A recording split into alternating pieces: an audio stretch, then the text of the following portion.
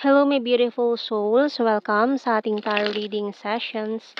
Keep in mind, general reading po ito. Maring mag-resonate, maring hindi. Kunin nyo na lang po kung para sa inyo and leave the rest. Maring mag-shift the energies or magkabaliktad ang sitwasyon. Kaya kayo na pong bahala kung saan kayo nakalugar sa reading natin. Okay? So, let's see. So, we have here the Three of Cups and Tower. We also have here the Strength and the Seven of Swords. The Lovers and the Eight of Wands. Nine of Cups, Six of Cups, and the Ten of Cups, bottom card. Okay. So, someone here is missing you ngayon, no? Itong taon to mukhang may hindi siya, meron siyang hindi magandang nagawa before. Okay, so na nag-cause din ng Tower card natin dito, no? And umaasa siya na mapatawad mo siya sa nangyari, sa nagawa niya.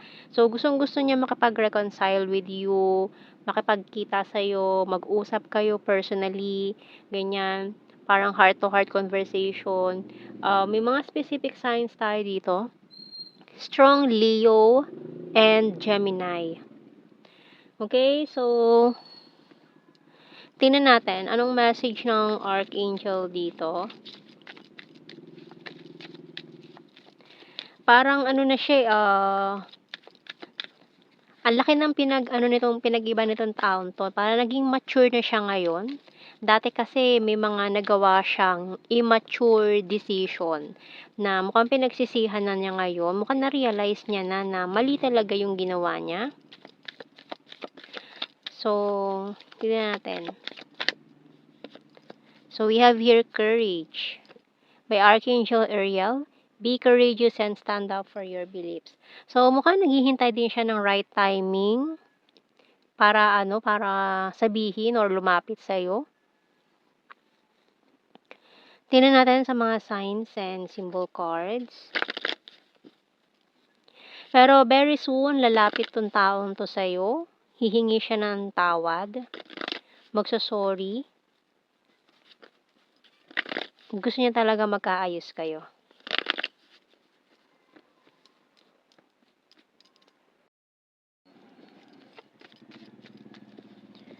So, we have here the knife.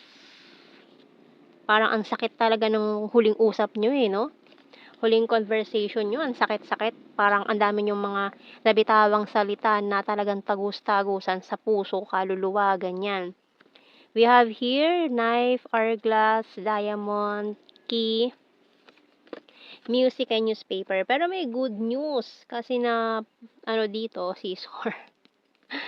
Talagang matagal kayong kinat off niyo na tong communication nyo, parang yung iba sa inyo parang nag-cut ties na kayo nitong taong to. Okay, so tingnan natin sa ating tarot messages, oracle cards. Pero dahil nga alam niya na importante ka sa kanya, mahalaga ka para sa kanya, so marami na siyang nasayang na oras, no? Ayaw niya nang sayangin, no, ang oras niya. Kasi nakikita niya, you're very important. Para kang diamante sa buhay niya.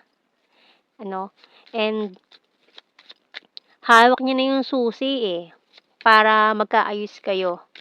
Mukhang may mga plano tong taon to, pinaplano na mukhang makakapagpalambot sa iyo or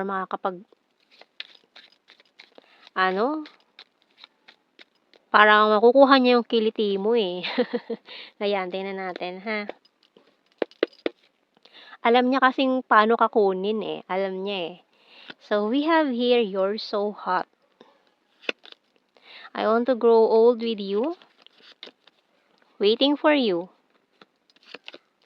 My intuition choose you. I'm a liar. You're so sexy. Can we talk? And ayan, sorry, I'm wasted. Okay. So yung bottom card, I want a family with you. Kasi ikaw ang gusto niya, eh, 'no, lalo na gusto niya makasama ka sa buhay, ayan gusto niyang tumanda kasama ka, to have a family with you in the future. So, tingnan pa natin more messages. Kaya gusto niyang ayusin. I look for you everywhere. So, talagang hinahanap-hanap ka pa. And I lost myself for a little while. I will wait for a sign from you. So, mukhang hinihintay ka lang din niya. Go signal, ganyan.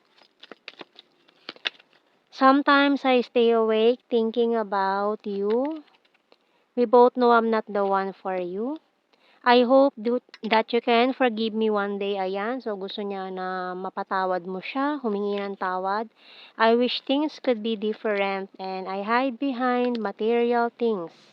So, you came closer than anyone sa bottom card natin.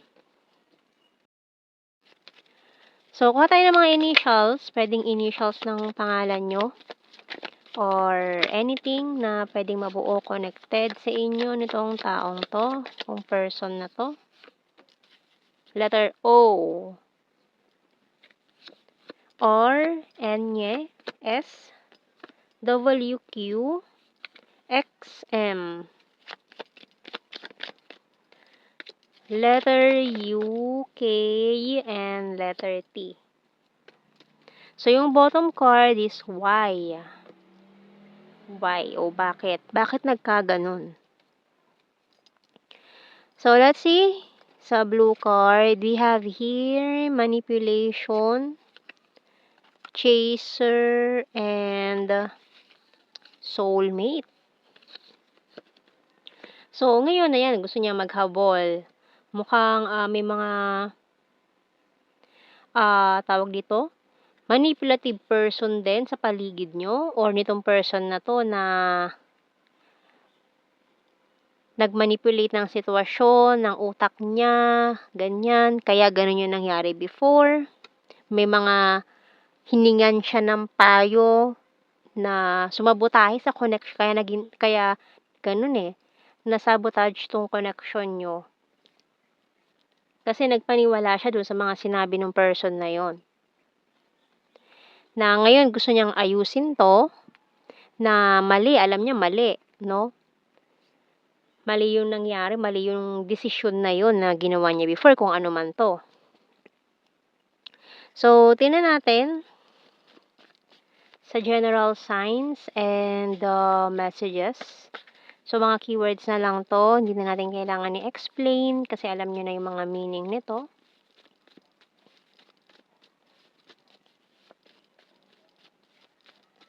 So, ngayon iniiwasan niya na yung mga taong yun eh, na parang nang brainwash sa kanya. Parang yung mga taong yun naging reason kung bakit umiwas siya sa'yo, lumayo siya sa'yo, or nagkaganito yung sitwasyon nyo. We have here from Mindanao, animal lover, perfect smile, good heart, Taurus sign, number 8. Ito siya ngayon eh. Kasi nga noong mga panahong before, no, confused yung taon to before. Pero ngayon, unti-unti nang lumilinaw sa kanyang lahat na maaaring ginamit lang siya ng mga taong yun pang sarili na lang, sa sarili nilang interes. Maaari kasi yung mga taong yun is ayaw sa'yo or galit sa'yo. Kaya ginamit nila yung sitwasyon para feeling nilang babagsak ka, no? Pero hindi nangyari, no? So, nahirapan ka pero hindi naman gano'n para bumagsak ka, no? So, bigo pa rin sila. We have here, has a dirty sense of humor. Gorgeous, number 4. And 9. Flower, rainy season. So, gusto rin niya, flower parang gift, ganyan.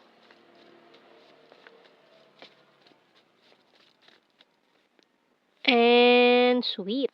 Ayan, gusto niya magbigay ng flower and sweet, parang mga chocolates, ganyan, peace offering.